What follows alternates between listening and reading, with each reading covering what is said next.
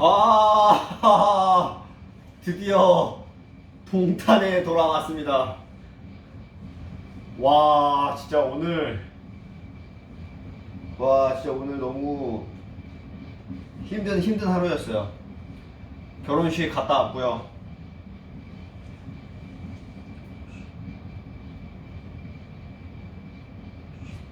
오, 이상하게 막 묻어있네. 오랜만에 동탄이 왔는데 운동을 하겠습니다. 오랜만에 사람들 만나서 얼굴 보고 하니까 좋았습니다. 지금 제가 동탄에 돌아왔다는 건 휴가가 이제 끝났다는 거죠. 다시 내일부터 출근입니다, 여러분. 일단은 지금 집에 오자마자 바지만 갈아입었고요. 아직 짐을 하나도 안 풀었습니다. 여기 보면은 다 널브러져 있어요. 운동하고 나서 짐 풀고 저녁 먹도록 하겠습니다. 지금 운동을 해야겠습니다. 에어컨도 틀었어요. 너무 더워.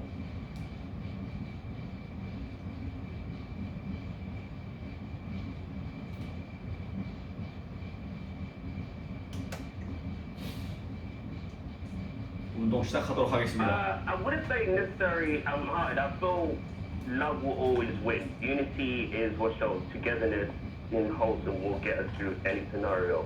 It's very good to know that people who are not, like I mentioned, who are not of black culture, acknowledge that things are doing wrong. There's every situation, like yourself. You as a female, I will never understand the hardship of being a female. And as for you, you will never understand the hardship of being a black person. So if you acknowledge an absolute problem that says we were created with 2 ears and 1 mouth, we need to listen more and talk less. We need to listen more because all we know, we can help each other to reach our aspirations and reach a goal if we combine to each other as opposed to just verbally just speaking. 그동안 스트레칭을 너무 대충 했어요. 오늘은 좀 스트레칭을 좀 많이 하도록 하겠습니다. So, let's get it straight first. I have been supporting the Black Lives Matter. My campaign in particular, we were focusing on the injustice of Belly Majenka, which I was informed about. And the injustice of Belly Majenka, those who don't know, is a key worker that worked in a train station who was forced to work in a position during the pandemic, was spat at on the face by guests who did not want to purchase a ticket. That person that spat on her, that person had COVID-19, and unfortunately, Belly Majenka is no more with us. And if you look on the Transport Police website, it clearly states the hard lines will be asserted when assault is done on staff. The person will be prosecuted, the person will be arrested, the person will be banned. And since then, no justice has been served, and the British Transport Police has said that. 진짜 우리나라는 평화 시위가 되게 잘 잡았잖아요. 촛불 시위로 하고. 근데 저 미국은 아직도 저렇게 폭력 시위가 엄청 심합니다. 진짜 우리나라에 대한 재평가가 시급해요. There's now a discussion in the United States about rethinking the whole concept of policing, the structure of policing. What are your thoughts on that? That is a very tricky question to ask me what I think my thoughts on that in North America, because I cannot be the person that speaks for the whole global people. We all have a certain opinion. What I can say is that if the system that was created to bring down and oppress those, not just the area of color, we also have people, females, who are perceived everyone on the planet. 턱걸이를 할 거 그랬나 오늘? 내일 아침에 턱걸이 하도록 하겠습니다. 점심쯤에. So what I'm trying to say is that if it's clear, the realization of everyone has acknowledged that there's a problem now. Now take it to the next step of fixing the economy, fixing the solution, and most importantly is ignorance has been tackled a lot because people are not educated. It's up to us and news people in the news program. Many individuals ask me what my thoughts on the news. If you watch the news, some people say they're misinformed. If you don't watch the news, you're also told as you're uninformed.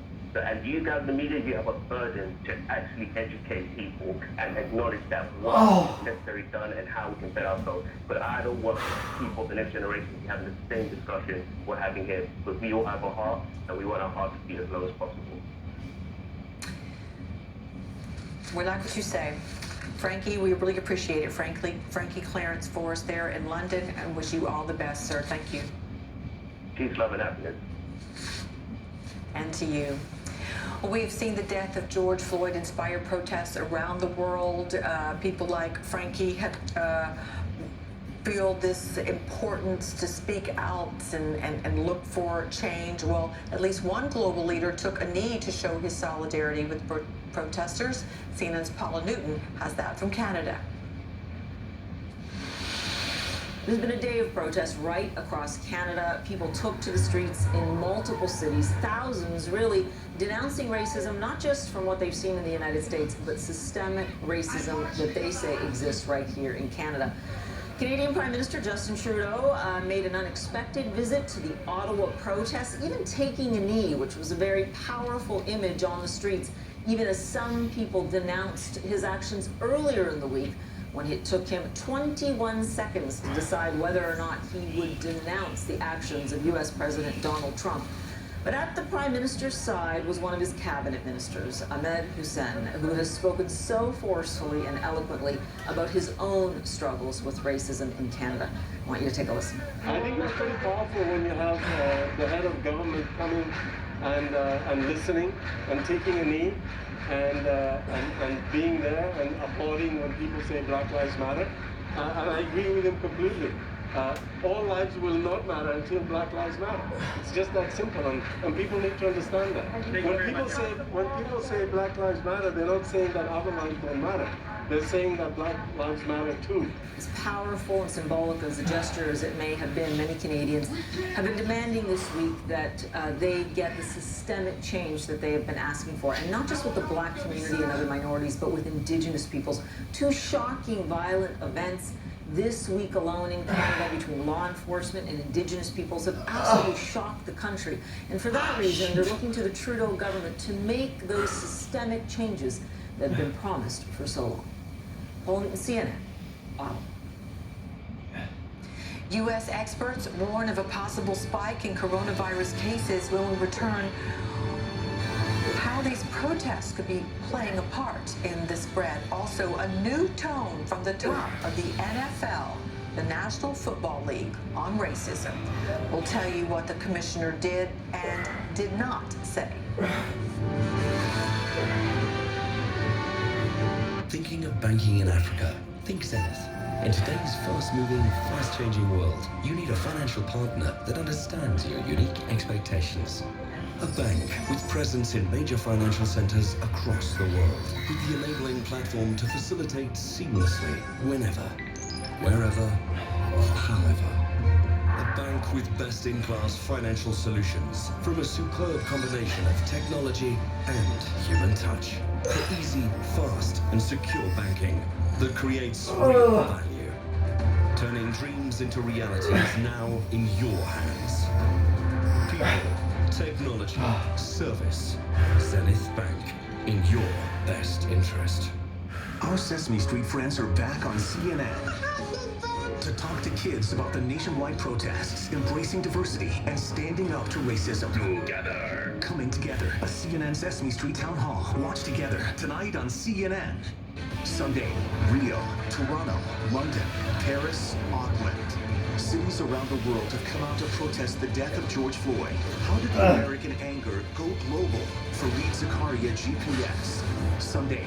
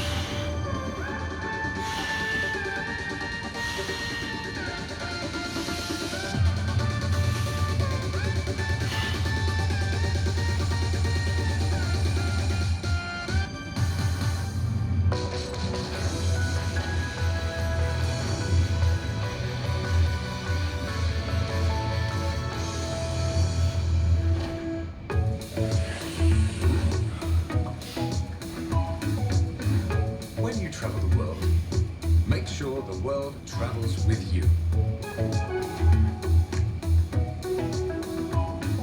Check in, log on, and get connected with all of the latest developments at your fingertips.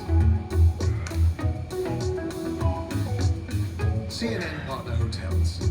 Connected to your world.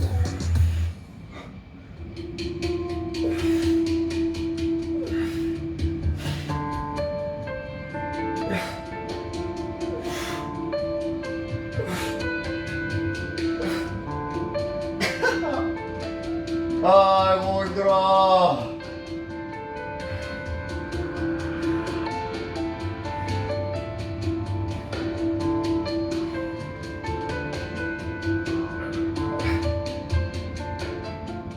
I'm Marwa Damon in Istanbul, and this is CNN.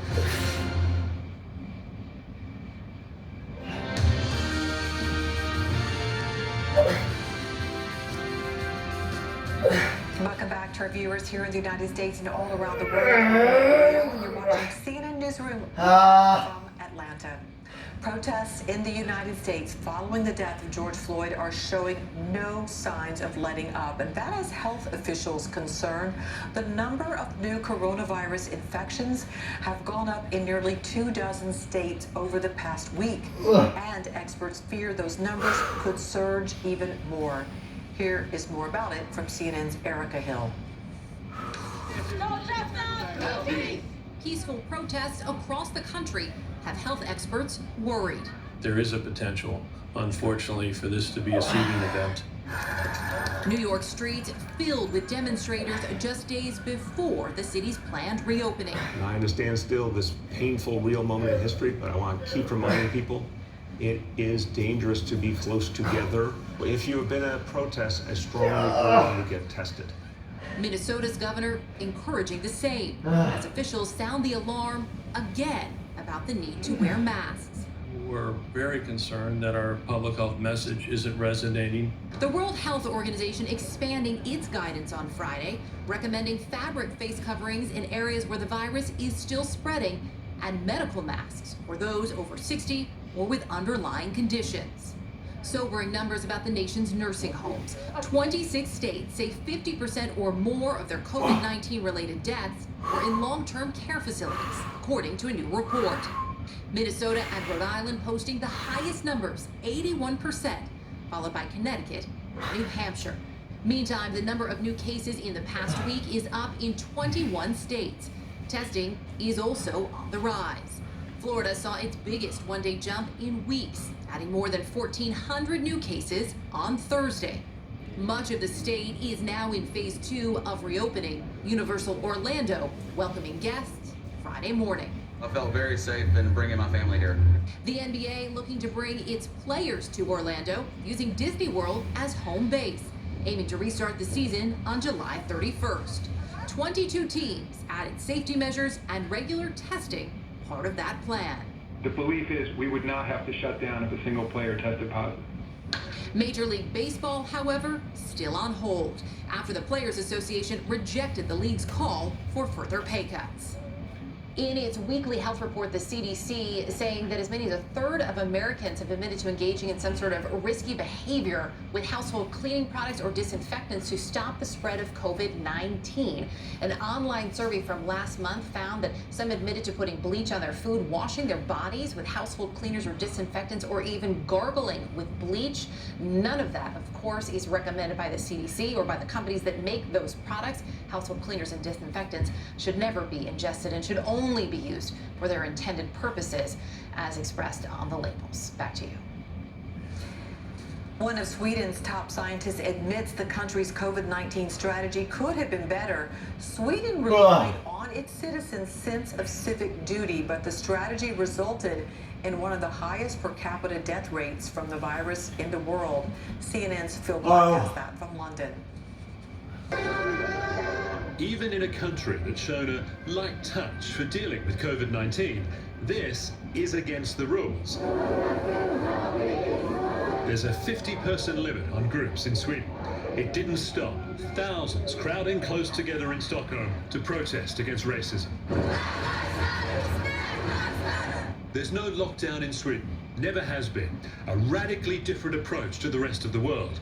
It's driven by Anders Tegnell, the state epidemiologist, who throughout the pandemic has proudly argued Sweden has found the right balance by focusing on voluntary social distancing. One of the strong reasons for why we have been doing what we're doing in Sweden is that we feel that this is very sustainable. We can keep on doing this for months then without any real harm to society. It hasn't all gone to plan. Sweden's death toll, more than 4,500, is disturbingly high for such a small country. There's still no evidence to support claims his policies have allowed widespread immunity to build in the capital, while Nordic neighbours Denmark and Norway locked down, suffered relatively few deaths, and are now refusing to open their borders with Sweden.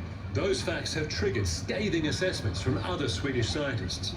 The biggest problem today is that there is no willingness to change a failed policy, and proof is in the pudding. I mean, the death numbers are staggering.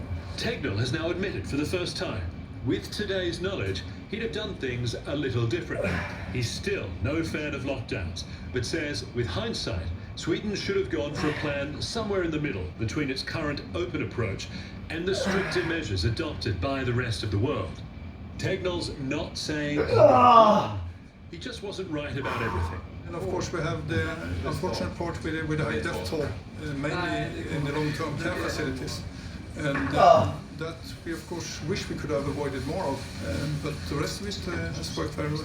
Traditionally in Sweden, public officials like Tegnell enjoy significant autonomy and high public trust, but his policies will now be examined closely. The Swedish government has promised a rapid inquiry into the pandemic response.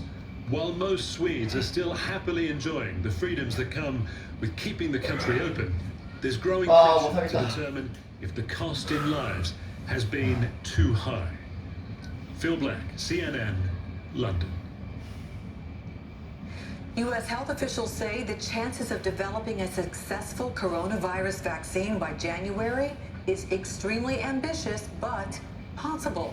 So how close are scientists to the finish line? CNN's Elizabeth Cohen tells us. There's a race on to get a vaccine for COVID-19, and scientists are working faster than they ever have before. It's really quite unprecedented. Let's take a look at some of the progress thus far. There are 133 teams worldwide that are developing a vaccine. 10 are in human clinical trials, meaning they're actually trying them out in humans. 123 are at preclinical stages, meaning they're working with animals or they're working in the lab. Let's take a look at where these 10 teams are that are in clinical trials. There are 3 in the USA, Moderna, Inovio, and Novavax. There's 1 that's in the US and Germany, Pfizer and BioNTech. 1 in the United Kingdom, and that's AstraZeneca, which is teaming up with the University of Oxford. And there are 5 in China. It's unclear which of these is going to finish first, and more importantly, it's unclear which of these are going to work. We know that some of them won't work. That's why we have so many shots on goal, so to speak. Let's take a listen to what Dr. Anthony Fauci at the U.S. National Institutes of Health had to say about this. It means at risk for the investment. So we're going to start manufacturing doses of the vaccines way before we even know that the vaccine works. We may know whether it's efficacious or not by maybe November, December, which means that by that time, we hopefully would have close to 100 million doses. By manufacturing while they're doing research, what that means is that if a vaccine works, then there should be a supply of doses ready to go immediately. It also means that if some vaccines don't work, that they will have been produced basically for nothing. But it's been decided that that is worth it in order to try to have enough vaccine for the entire world as soon as possible. Now, there's progress being made not just on vaccines, but also in treatments of various kinds. There's some news out this week about famotidine. Many people know famotidine, even if they don't know it by that name. In some places, it's sold under the brand name Pepcid. It's a very common heartburn remedy. And there's been some thought that this might actually help against coronavirus. What researchers found and what they published in a medical journal this week is that 10 patients who took it when they were homesick with COVID did find some relief. Now, That doesn't mean that the drug did it. It may have been that they just naturally were going to get better anyways, which of course most COVID patients do, especially if they're at home. But it could be that the famotidine played a role. So now they're going to plan a large clinical trial where half of the patients will be getting famotidine, half of the patients will be getting a placebo, and they'll see who does better. Back to you. Let's talk more about these developments with Sian Griffiths. She's in Oxford, England for us. She is an emeritus professor at the Chinese University of Hong Kong School of Public Health, was also the chair of the Hong Kong government's inquiry into the SARS outbreak in 2003. Professor, good to see you. Thanks for coming on again. Good morning. Good morning. Good morning. Well, we just heard our reporter Elizabeth Cohen talk about all the different trials across the world, and that there seems to be a glimmer of hope that there could be a vaccine at year's end. Are you in agreement with that possibility? Well, the scientists tell us that things are progressing amazingly rapidly, and they are hopeful, and presumably we should all be hopeful because they've actually gone into production at the same time as continuing to do the trials. So Oxford, as you said earlier, is combining with AstraZeneca, and they are aiming to have a vaccine at the end of this year, 2020. Now that is amazingly quick progress, because in the past we've always said it takes about 10 years to make a vaccine, and that sort of has been thought of as quite good. So what COVID has managed to do is produce rapid developments in science. They've been using the experience they've had from other vaccine platforms, and they've been able to push forward new techniques, and the trials in humans, as you said, are ongoing. There are over 100 different groups working on this, but Professor Adrian Hill from Oxford says that you only expect about 6% of your initial platforms to actually produce a vaccine which can be used in humans. It is extraordinary how quickly this is happening when you consider AIDS came about in the 80s and there still is not a vaccine for AIDS. But I want to talk with you about a recent poll by the Washington Post and ABC News showing 7 in 10 Americans say they 스트레칭 would 한 get 번 the 더 vaccine. 하고요. However, an early 요거 Associated Press poll 10개 said 들고 that 끝내겠습니다. just 10개 49% 말고 would consider. 한 10개씩 3세트. What would it mean if a vaccine is developed and people opt out?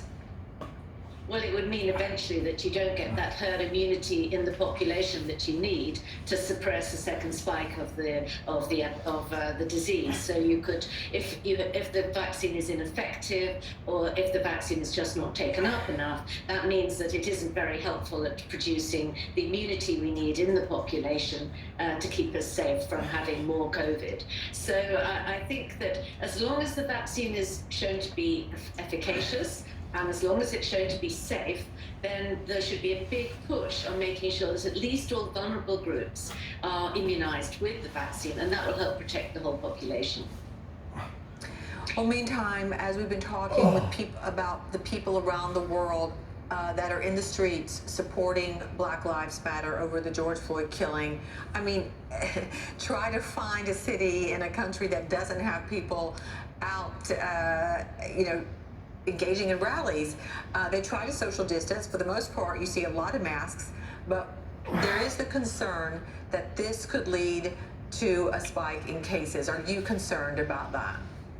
Yes, I'm obviously concerned because any demonstration means that it's actually quite hard. In the UK, we try and stay 2 meters apart, and trying to have a demonstration with keeping 2 meters apart is pretty difficult. Our politicians, there's going to be a big demonstration this afternoon in London, and our politicians are all asking people, saying, we sympathise with why you want to go out to demonstrate, but we don't want you to because of the risk of a second spike. And so we, there's lots of emphasis of if you do go, wear a mask. If you do go, keep socially distanced, wash your hands when you come in, all those protective measures. But underlying it, there is the risk that there could be a second spike of the disease.